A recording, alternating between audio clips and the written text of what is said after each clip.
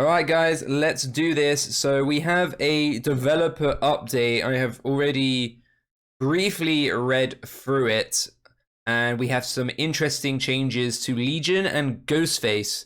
So let's go through the developer update. What I'll do is I'll leave a link in the description of my YouTube video as well, if you want to read this for yourself, okay? So it's everyone's favorite time of the month, reading time. We're back with another developer update. Blah, blah, blah. So, patching optimization, there is a part 1, which I'll go through as well. Part 2, at the start of the year, we announced our plan to improve patch times, coming in 2 parts. The first smaller change launched on Steam in January, compressing the game files and improving patch times. We're about to launch the second part of these changes, which will have much larger impact than the first and affect all platforms. How does it work? To put it simply, the game is broken into small chunks. When something in one of these chunks changes, the whole chunk must be updated. As the game has grown over the years, so have these chunks, causing downloads to get bigger and patch times to get longer. Probably explains why bugs are always intertwined with each other. When one thing breaks in this chunk, you'll probably find everything else breaks. Starting in this mid-chapter, we completely reconstructed and rebalanced these chunks. This way, you won't have to download longer patch notes, basically, and speeds up to 200% faster. While they are changing the structure of the game, you will need to completely re-download the game in the next update again. Okay, that's fine as long as they're addressing the issue. That's honestly okay. Now let's get to the actual interesting stuff. So GHOSTFACE is getting an update. Starting things off with a few changes in store for GHOSTFACE. First, we're increasing the duration of GHOSTFACE Mark to 60 seconds, up from 45. This change gives him a longer window to follow up and get a hit after successfully stalking a survivor and making the outlasting exposed effect harder for survivors. Second, the marked survivor no longer able to reveal the GHOSTFACE, while other survivors will still be able to reveal him. Running off on your own now becomes riskier, as you'll have no choice but to evade him while he's undetectable. That's actually a really good change, and I like that a lot. He's going to be very fierce on indoor maps, and he'll just catch someone else off by surprise. Because unless you're working in teams, you know, he's always going to be in stealth if he's committing to one person. So that's really good. And trying to deal with a killer with no red stain can be very tricky. So that's a good bit of anti-loop for him as well.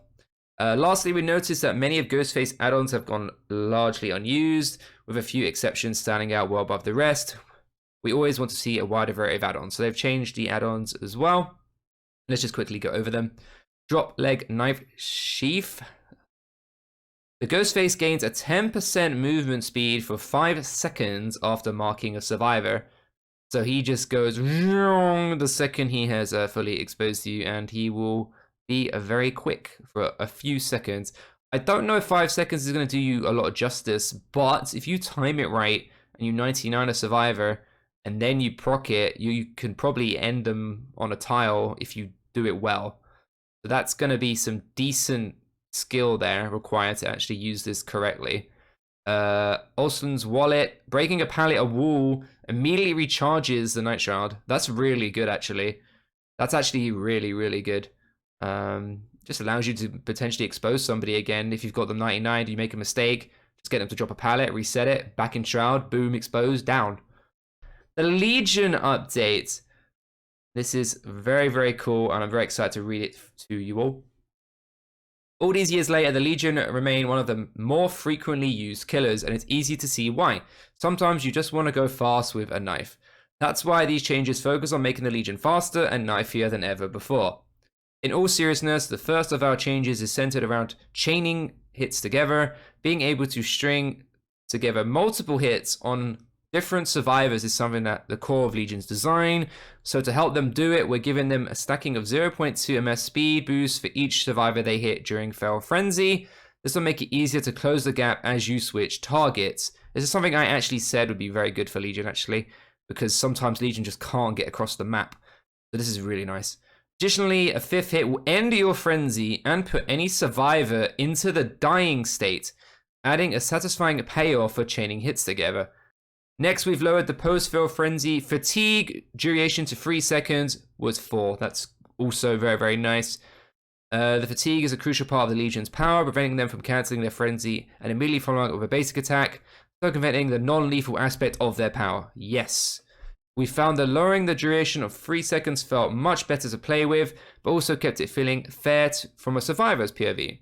To ensure that the fatigue doesn't get out of hand, we reworked some of the fatigue altering add-ons. That's fine. Whenever they nerf someone's base kit, increase someone's base kit, they're going to nerf the add-ons. So that's really good. Another big one, we've also changed Feral Frenzy's recharge to start as soon as it ends rather than after the fatigue, effectively reducing the power's cooldown. That's 3 seconds of additional recharge on your power, because Legion's base kit is 3 seconds now. That's really good. And last add-ons, we reviewed each of the Legion's add-ons. Some will receive a number of tweaks, while others will have entirely new effects. We want to shine a spotlight on the various mixtapes add-ons in particular. True to their name, these add-ons will also play different music, so different tear radiuses per mixtape. That's actually really cool. Right, let's have a listen. Let's have a quick listen.